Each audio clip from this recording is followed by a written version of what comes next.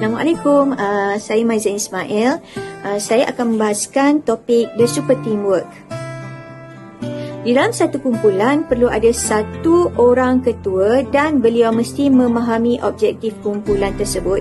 Setelah itu, ketua perlu merencanakan serta mengagihkan tugasan kepada semua staf dengan teliti supaya difahami oleh semua staf.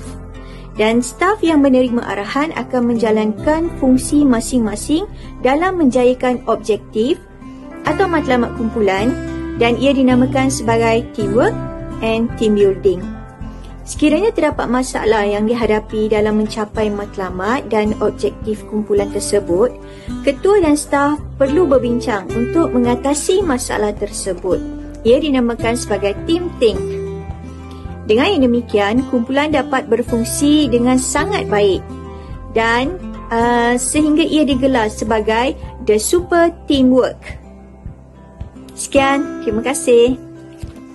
Hai, salam sejahtera. Nama saya Liao Sun Sen dari Bahagian Pembangunan Produk dan Khidmat Nasihat PEDAS MPOB. Jadi apa yang saya dapat daripada kursus Mindset Transformation for High Performance Habits untuk 2 hari ini adalah yang penting 3 fundamental qualities of a super executive. Jadi untuk menjadi seorang eksekutif yang berjaya, apa yang kita perlu ada adalah willingness to change, responsibility dan juga extraordinary performance. Jadi willingness to change ni maksudnya kita kena ubah diri kita lah daripada mengharapkan orang lain yang berubah. Untuk responsibility ni kita mesti memikul tanggungjawab yang diberikan kepada kita dan juga ada accountability untuk menyiapkan tugas itu sebaik yang mungkin. Yang ketiga, extraordinary performance. Kita kena menunjukkan prestasi kerja yang lebih baik daripada excellent. Jadi kualiti ni bukan saja boleh kita masukkan dalam pekerjaan seharian, tapi juga boleh diamalkan di rumah bila kita berhadapan dengan pasangan kita ataupun anak-anak kita lah.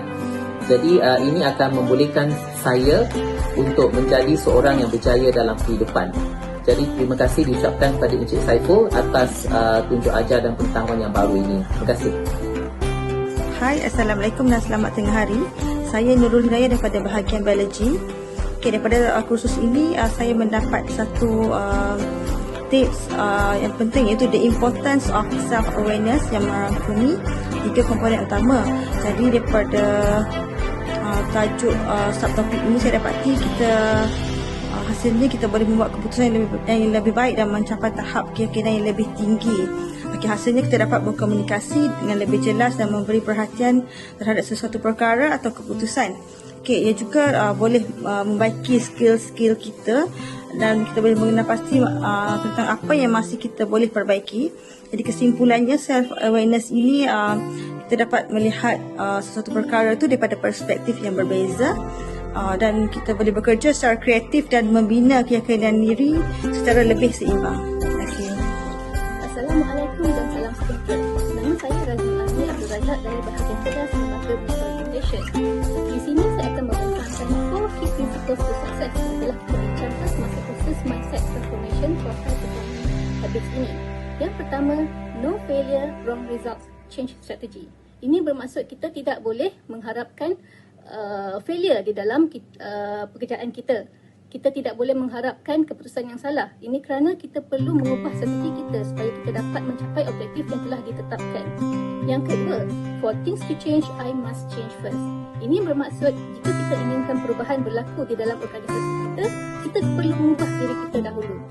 Yang ketiga, accept challenges. Kita perlu bersedia menghadapi segala challenges yang kemungkinan dihadapi di dalam pekerjaan kita. Yang keempat, take action, be a shaker to get results. Ini bermaksud kita perlu bersedia untuk mengambil sebarang tindakan supaya kita dapat menyelesaikan kesulitan ataupun menjalankan projek pendidikan di dalam organisasi kita. Kita perlu bersedia kita perlu mengambil tindakan yang proaktif supaya kita dapat mencapai objektif atau KPI yang telah ditetapkan. Terima kasih kepada Encik Saiful di atas pembentangan, di atas tunjuk ajar yang telah diberikan. Sekian, terima kasih. Assalamualaikum, saya Nur Hafizah daripada bahagian biologi.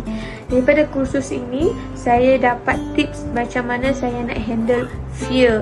Yang pertama, saya perlulah listkan cabaran yang perlu atau akan saya hadapi sekiranya saya menerima sesuatu tugasan itu. Yang kedua, saya perlu bersedia, berani dan willing untuk berubah, menepati cabaran yang saya akan hadapi dalam menyempurnakan sesuatu tugasan itu.